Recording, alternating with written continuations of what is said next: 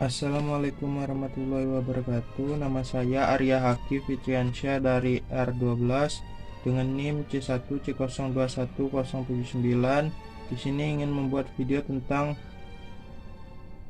etika dalam penelitian bisnis dengan mata kuliah metodologi penelitian. Terima kasih.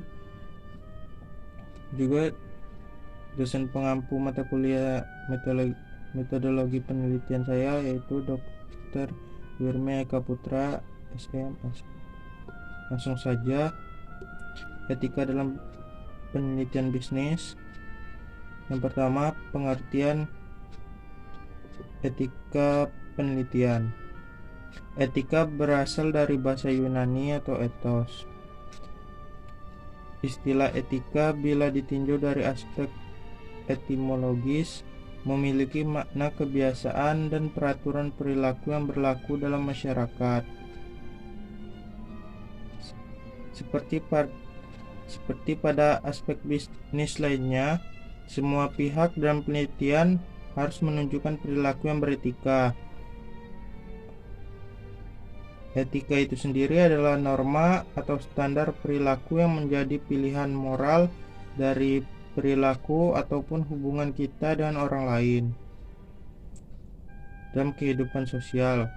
Tujuan etika dalam penelitian bisnis adalah untuk menjamin bahwa tidak ada satu pihak pun yang dirugikan ataupun menanggung resiko kerugian dalam setiap kegiatan penelitian. Tujuan ini biasanya tercapai bagaimanapun suatu kegiatan yang tidak beretika bisa terjadi di mana saja, dan di dalamnya termasuk perjanjian rahasia, pengungkapan rahasia peserta, subjek penelitian. Selanjutnya, perlakuan etis peserta atau subjek penelitian. Dalam kegiatan penelitian terdapat perlindungan hak-hak peserta atau subjek penelitian tersebut, baik data yang diperoleh melalui eksperimen, wawancara, observasi maupun survei. Banyak hak-hak peserta yang harus dilindungi dalam proses kegiatan penelitian.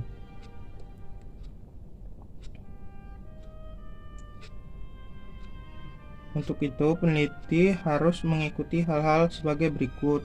Yang pertama, menjelaskan manfaat studi terlebih dahulu kepada subjek yang ingin diteliti sebelum wawancara. Yang kedua, menjelaskan hak dan perlindungan peserta. Yang ketiga, mendapat pemberitahuan persetujuan dari subjek yang ingin kita wawancarai atau kita survei. Selanjutnya, prinsip dasar penelitian. Setelah mendapatkan persetujuan dari peserta atau subjek penelitian, terdapat prinsip yang perlu diperhatikan di dalam penelitian. Prinsip pada hak-hak dasar individu. Seorang peneliti tidak boleh menampilkan informasi identitas, baik nama maupun alamat asal subjek, dalam kuesioner dan alat ukur apapun untuk menjaga kerahasiaan identitas subjek data yang kita terima. Peneliti dapat menggunakan coding sebagai pengganti identitas responden.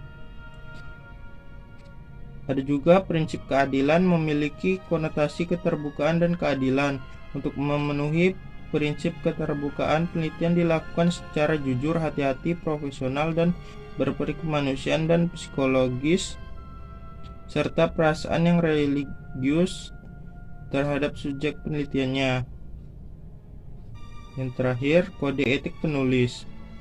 Seorang peneliti dalam melaksanakan penelitian harus memperhatikan kode etik penulis antara lain.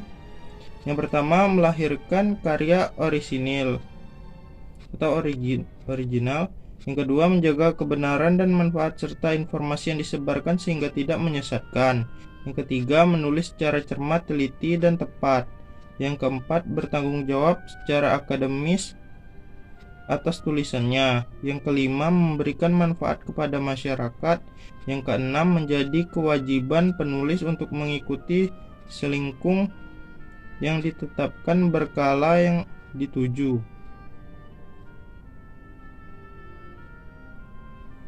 7. Menerima saran-saran perbaikan dari editor berkala yang dituju. Dan yang kedelapan, menjunjung tinggi hak pendapatan atau temuan orang lain. Nah, ketika kita